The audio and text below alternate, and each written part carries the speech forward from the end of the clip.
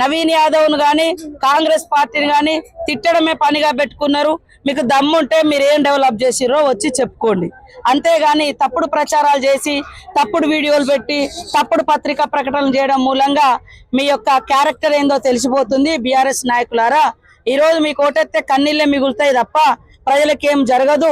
కానీ కాంగ్రెస్ కు చేయి గుర్తు కోటేస్తే ఖచ్చితంగా కడుపు నిండా అన్నం తినగలుగుతారు, ఉండడానికి ఇల్లు వస్తుంది, ఇంట్లో వెలిగే కరెంట్ వస్తుంది, మహిళలకు వడ్డీ లేని రుణాలు ఇచ్చి మరి లక్షాధికారులను చేయాలని ఒక సంకల్పంతో మరి మేము పనిచేస్తా ఉన్నాం. ఇవాళ గత ప్రభుత్వంలో మరి బీఆర్ఎస్ ప్రభుత్వంలో మహిళలు దాచుకున్నటువంటి 1800 కోట్ల రూపాయల అభయాస్తం డబ్బులను కూడా దోచుకున్నటువంటి ప్రభుత్వం పార్టీ బీఆర్ఎస్. ఇవాళ మహిళలకు వడ్డీలు లేకుండా వడ్డీ లేని రుణాలు ఇచ్చి మరి వాళ్ళను పారిశ్రామికవేత్తలుగా బిజినెస్ పర్సన్స్ గా తయారు చేయాలని కాంగ్రెస్ ప్రభుత్వం పనిచేస్తా ఉంది.